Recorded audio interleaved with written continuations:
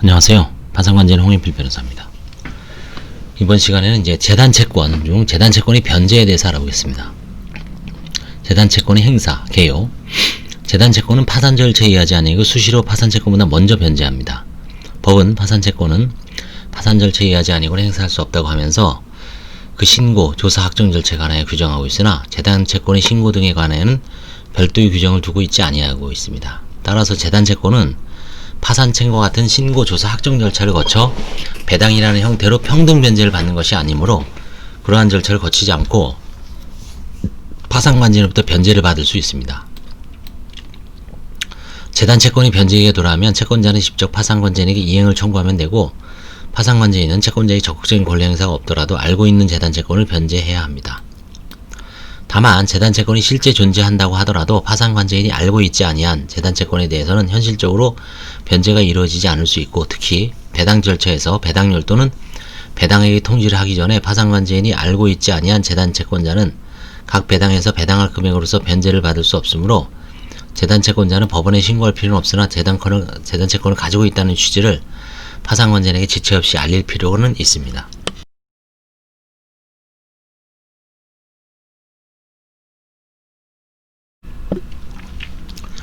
재단채권에 관한 소송. 파산관제인과 관리자 사이에 재단채권의 존부 또는 범위에 관하여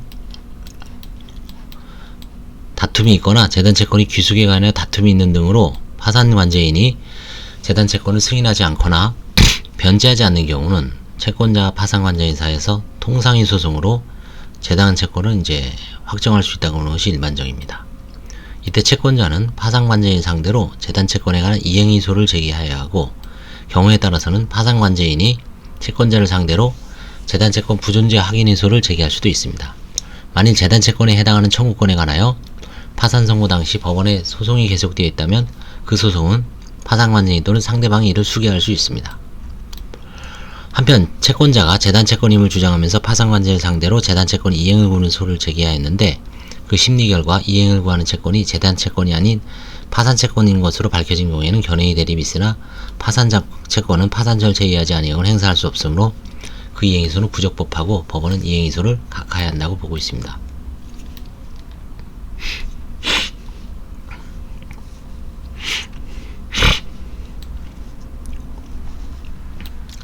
재단채권에 기한 강제집행 등. 파산관제인이 재단채권을 변제하지 않는 경우 채권자가 파산재단에 속하는 재산에 대하여 강제집행을 할 수 있는지에 관한 견해의 대립이 있으나, 법에 강제집행을 허용하는 특별규정이 있다거나 법의 해석상 강제집행을 허용하여야 할 특별한 사정이 있다고 인정되지 않은 한 재단채권에 의하여 파산선고 후에 강제집행이나 보존처분을 할 수 없고, 파산선고 전에 강제집행이 이루어진 경우에도 종료되지 아니한 그 강제집행은 파산선고로 인하여 그 효력을 잃는다고 보고 있습니다. 또한 파산선고 후에는 파산재단에 속하는 재산에 대하여 국세징수법 또는 지방세징수법에 의하여 징수할 수 있는 청구권에 기한 체납처분을 할 수 없으나, 파산선고 전에 그 청구권에 기한 체납처분을 한 때는 파산선고는 처분의 속행을 방해하지 않는다고 규정하고 있습니다.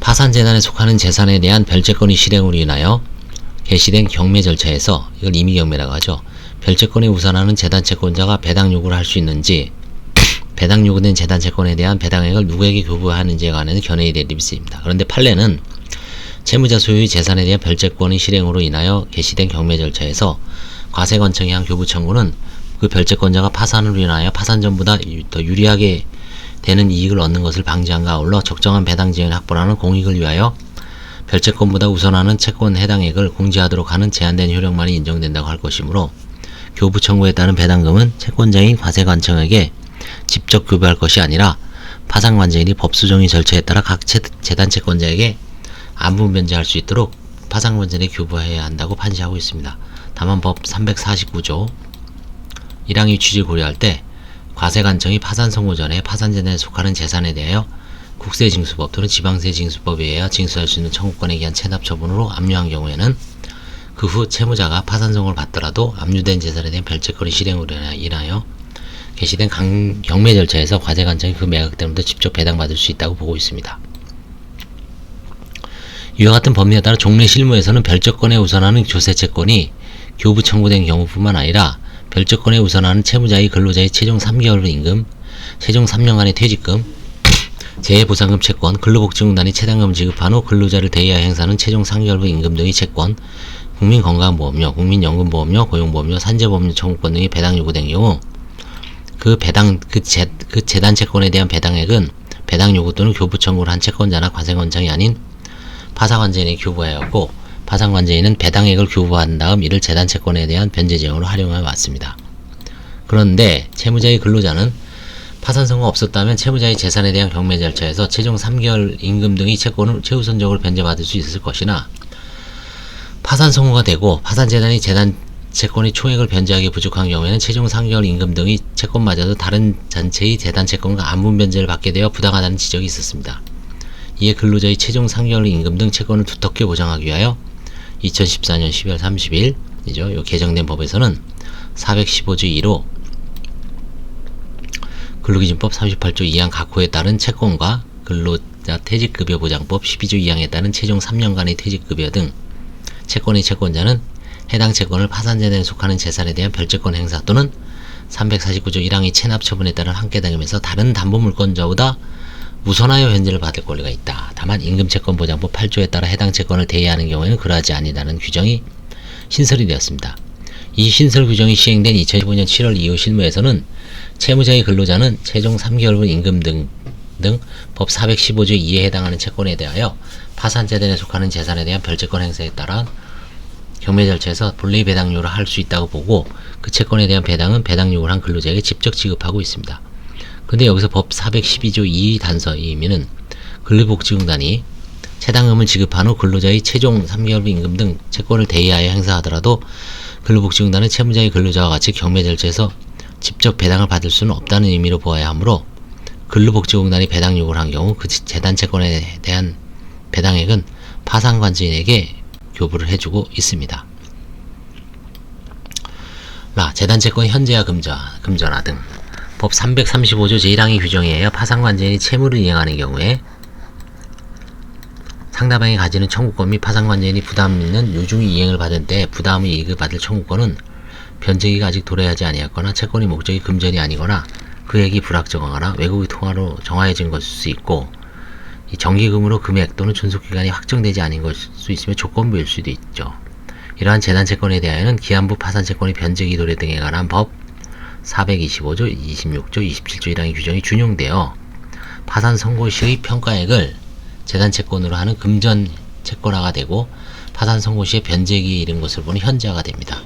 또한 그 재단 채권이 이자 없는 채권 또는 정기금 채권인 때는 만약 그 채권이 파산 채권이라면 법 446조 제1항 5호 내지 7호의 규정에 의하여 다른 파산 채권보다 후순위 될 부분에 해당하는 금액을 공제한액을 가액으로 하고 있습니다. 여기서 478조에 해당하는 재단 채권에 대하여는 모두 그 규정에 따라 현재와 금전화가 이루어진다는 견해가 있습니다. 그러나 상대방의 청구권 가운데에는 금전화되면 의미 없는 청구권도 있고 파산관제인이 비금전 채권을 임의로 이행할 수 있는 경우에도 반드시 금전 채권을 이행하도록 할 필요는 없으며 파산 절차의 종결일까지 상당한 기간이 필요한 경우에는 변제기가 아직 도래하지 않은 청구권을 현재화하여 변제기를 앞당길 필요가 없을 수 있습니다. 따라서 478조의 규정이 실제로 기능하는 것은 파산 절차의 종결에 앞서 모든 재단 채권을 변제하는 경우나 파산 재단이 부족하여 안분 변제를 하는 경우로 제한하고 있습니다. 두 번째, 재단 채권의 변제, 수시 변제입니다. 재단 채권은 수시로 변제합니다. 475조. 파산관제인은 재단 채권의 존부 및 범위를 조사하여 재단 채권이 존재함을 알게 된 경우 법원의 허가를 받아 재단 채권을 승인하고 법원의 허가를 받아 임치금을 반환받아 재단 채권을 변제하고 있습니다. 실무에서는 파산관제인이 재단 채권의 승인 및 변제를 위한 임치금 반환 허가 신청을 동시하여 법원으로부터 그에 관한 허가를 받아 재단 채권을 변제하는 것이 일반적입니다. 파산관제인은 허가 신청서의 승인의 대상인 재단 채권의 내역, 채권의 종류, 권리자 발생 원인 시점, 소송 현황 아주 상세하게 적습니다. 승인 사유, 재단 채권을 인정하는 법적 근거, 수시 변제할 채권액 및 수시 변제 사유, 출금한 임치금 내역, 재단 채권 변제 방법 등 기재하고 재단 채권에 관한 구체적인 소명자를 첨부합니다. 파산관제인이 재단 채권을 수시로 변제해야 하는 시기에는 제한이 없습니다. 파산관제인은 파산채권에 대한 배당이 가능한 것이 분명해지고 파산재단에 속하는 현금이 충분하며 변제할 재단채권의 현황 파악이 마무리된 때에는 신속히 전체의 재단채권에 대하여 변제를 하여야 할 것이다. 재단채권 중 조세채권 등을 체납하면 가산세 또는 가산금 등의 제재가 가해지기도 하고 임금채권 등은 지연손해가 발생하기 때문에 재단채권을 신속히 변제하여야 할 현실적인 필요성도 있습니다. 그러나 실무에서는 파산재단에 속하는 재산의 규모가 작아 파산채권에 대한 배당이 불가능하고 20폐지가 예상되거나 파산채권에는 배당이 가능하더라도 환가에 상당한 기간이 필요하여 재단채권을 변제하기에 충분한 현금이 없거나 변제할 재단채권의 현황을 파악하기 곤란한 등의 사정으로 파산 선고 후 이른 시일 내에 전체의 재단채권에 대해 변제를 하지 못하는 경우가 더 많습니다. 이러한 경우에는 파산 절차의 진행을 위해 변제가 불가피한 473조 1호 및 3호의 재단채권을 먼저 변제하고 1호하고 3호가 재판상 비용 청구권하고 관제인의 보수 등 관제인 업무와 관련된 환가 배당 비용이죠. 그 밖의 다른 전체의 재단채권에 대한 변제는 파산재단에 속하는 재산의 환가 진행 경과에 따라 변제하거나 파산재단에 속하는 재산의 환가가 마무리될 때까지 유보하기도 합니다. 일부 재단채권의 존붕의 범위에 관하여 다툼이 있다면 그 다툼이 있는 재단채권에 대한 변제액 상당을 유보해두고 다툼이 없는 재단채권에 대해만 변제하기도 합니다. 파산채권에 대한 배당 가능성이 불분명하나 전체의 재단채권의 상당 부분 변제할 수 있을 것으로 예상된다면 파산채권에 대한 중간 배당에 준하여 재단채권을 일부씩 안분 변제하는 것도 좋을 것입니다. 파산관제는 이와 같은 사정으로 재단채권을 수시로 변제하지 않더라도 재단채권을 자동채권화하는 상계에는 파산채권의 상계금지에 관한 규정이 적용되지 아니하므로 채권자는 재단채권을 자동채권화하여 파산재단에 속하는 채권을 수동채권으로 삼아 상계를 할 수도 있습니다. 그 다음에 이제 파산재단이 부족한 경우의 변제. 파산관제인은 파산재단이 재단채권이 총액을 변제하기에 충분한지 여부에 관하여 어느 정도 예상을 하고 절차를 진행하지만 여러 사정으로 이 예상이 빗나가 재단채권이 전액을 변제할 수 없는 경우가 생기죠. 이러한 경우에 나중에 파산재단이 재단채권이 전액을 변제하기 부족한 것이 분명하게 되었더라도 그때까지 이미 행해진 재단채권의 변제는 결과적으로 불공평할지라도 영향을 받지는 않습니다. 파산재단이 재단채권이 총액을 변제하기에 충분하다고 예상될 때에는 파산관제인에게 파산재단에 속하는 재산의 환가 진행 경과에 따라 재단채권의 변제 시기나 순서를 정할 수 있는 재량이 있습니다. 그러나 파산재단이 재단채권이 총액을 변제하기에 부족한 것이 분명하게 될 때의 변제 방법에 관하여 법 477조는 다음과 같이 정하고 있으므로 파산관제인은 파산재단이 부족함을 알게 되었을 때는 수시로 재단채권을 변제해서는 아니 되고 이게 사실 실무의 대세죠. 거의 100%라고 봐도 과언이 아니죠. 법 477조가 규정한 방법에 따라 재단채권을 변제해야 합니다. 다만 파산관제인은 파산재단이 부족함을 알게 된 이후에도 관제 업무의 수행을 위하여 파산 절차 내의 공익비용의 성질을 가지는 473조 1호 및 3호의 재단채권은 수시로 전액 변제할 수도 있으나 관제 업무의 수행 과정에서 불필요한 재단채권이 추가로 발생하지 않도록 주의해야 됩니다. 1. 재단채권에 준하여 존재하는 유치권, 질권, 재단채권에 관하여 존재하는 유치권, 질권, 저당권, 동산채권 담보에 관한 법률에 따른 담보권 및 전세권이 있을 때는 그 재단채권이 우선합니다.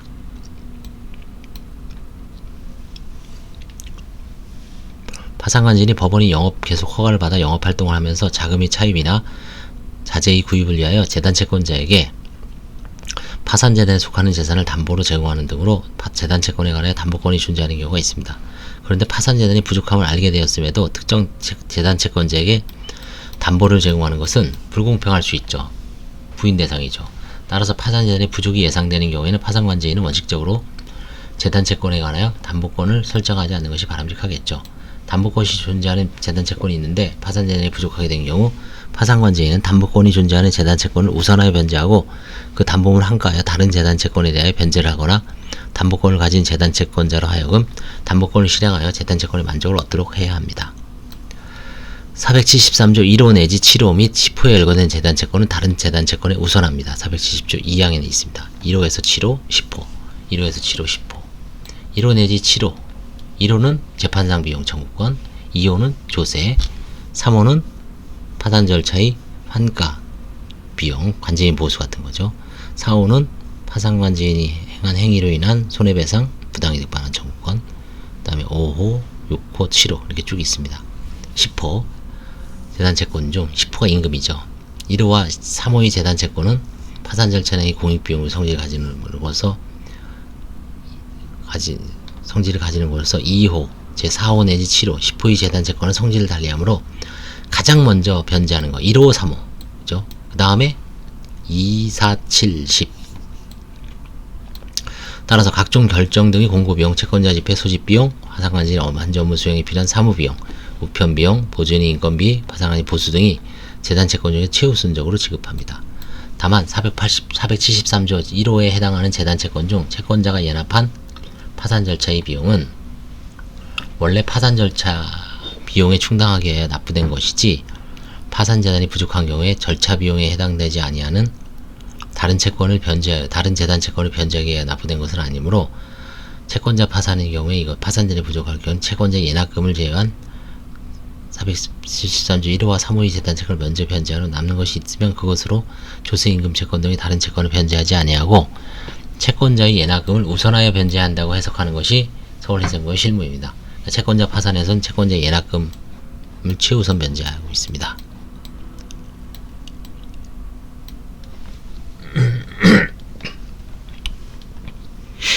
한편 채무자에 대한 회생 절차 폐지 결정 등이 확정되어 법원이 제6조 제1항 또는 2항 8항의 규정에 의하여 파산을 선고한 결련 파산의 경우나 파산 선고를 받은 채무자에 대하여 회생계획 인가 전 회생 절차 폐지 결정 등이 확정되고 기존의 파산 절차가 속행되는 경우에 법 제6조 4항 또는 9항 제7조 1항의 규정에 의하여 종전의 회생 절차에서 변제되지 아니한 공익채권을 파산 절차에서 재단채권을 취급하는 경우 그 우선순위에 관해서는 대립이 있습니다.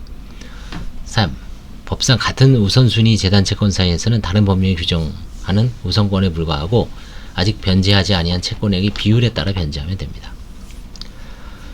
파산 절차에서 법상 우선순위가 같은 재단채권들을 다른 법령이 규정하는 우선권, 즉 재단채권에 해당하는 청구권에 관하여 실체법이 규정하는 우선권에 따르지 아니하고 안분 변제를 하도록 하는 것은 파산관계는 개별 재단채권이 실체법상 우선권의 유무 및 변제 시 개별 재단채권의 순위에 대해 조사하여 재단채권을 변제하도록 한다면 파산 절차를 복잡하게 하고 파산 절차의 처리를 지연시켜 이해관계 이익을 침해할 수 있습니다. 안분 변제의 대상이 되는 채권액은 파산재단이 부족함을 인식한 시점의 금액이고 이미 변제된 금액은 고려하지 않아야 된다고 봅니다.